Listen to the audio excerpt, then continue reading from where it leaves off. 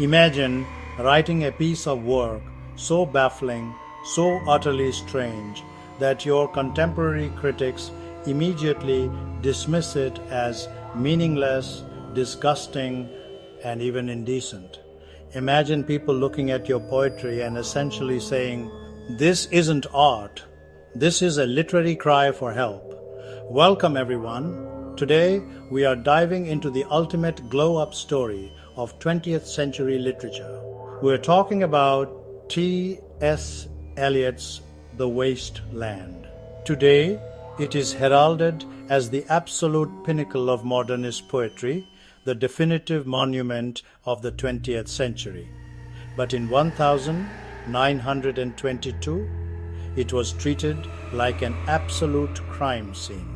Let's talk about how a poem that was nearly universally trashed, violently edited, and desperately padded out with footnotes at the last minute became the most discussed poem of our time. Let's set the scene. The year is 1922. The world has just survived the trauma of the First World War and a devastating global flu pandemic. The old Victorian certainties are dead. Eliot sits down and writes a poem that reflects this fractured, broken world. But when people first read it, the reviews were, let's call them, unfiltered. One critic called it a piece of tripe. Others found it outright offensive, calling it disgusting and indecent. Why? Because Eliot didn't write about pretty flowers or noble knights. He wrote about rats in alleys, cheap hotel rooms, unglamorous hookups, and a world decaying at the seams. It was so radically different that traditionalists thought Eliot was actively trying to destroy the English language. Because of this immediate backlash, the poem actually remained unpublished for quite some time. Publishers looked at this chaotic, multi-voiced manuscript and thought, who is going to buy this?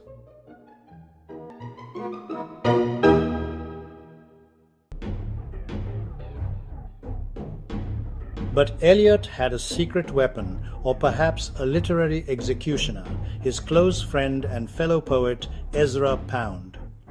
Now, the original draft of The Waste Land was twice as long as the version we know today.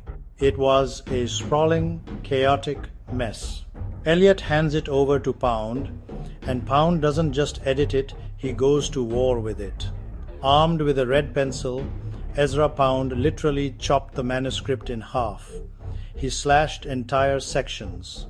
He deleted a long imitation of Pope, cut out a lengthy sea-voyage narrative, and aggressively told Eliot to stop being so verbose.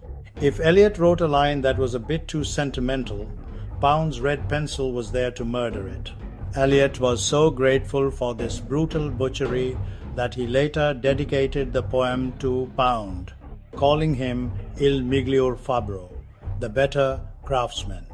It takes a truly confident academic to look at someone destroying half their work and say, "Brilliant, thank you, please do it again."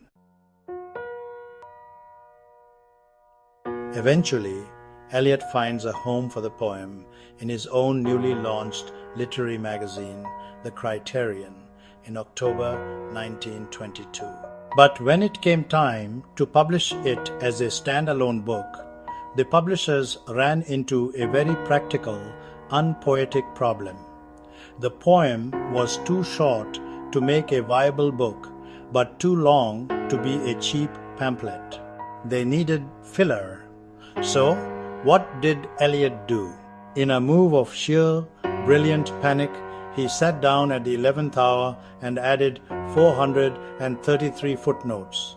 Yes, the famous footnotes to The Waste Land, the ones that generations of university students have wept over, were added largely for length, but they served a dual purpose. Eliot knew the contemporary critics were already calling him a fraud and accusing the poem of being complete nonsense. By adding dense, hyper-scholarly footnotes referencing ancient Sanskrit, Dante, Shakespeare, and obscure Grail legends, Eliot essentially threw down a gauntlet. He was telling the critics, if you think this is trash, it's only because you aren't well read enough to understand it. Naturally, this backfired immediately in the short term. The critics went from calling him indecent to accusing him of absolute pretentiousness and elitism. They claimed he was just showing off, hiding a lack of meaning behind a wall of academic smoke and mirrors. So, how did we get from pretentious trash to the single most discussed poem of the 20th century? Because as the 1920s moved into the 1930s, the world began to realize that the chaos of Eliot's poem wasn't a mistake, it was the point. The fractured lines, the shifting voices, the sudden jumps from highbrow philosophy to lowbrow pub gossip perfectly captured the disillusionment of the post-war generation. The poem didn't give readers a neat, tidy answer, because the modern world didn't have neat, tidy answers.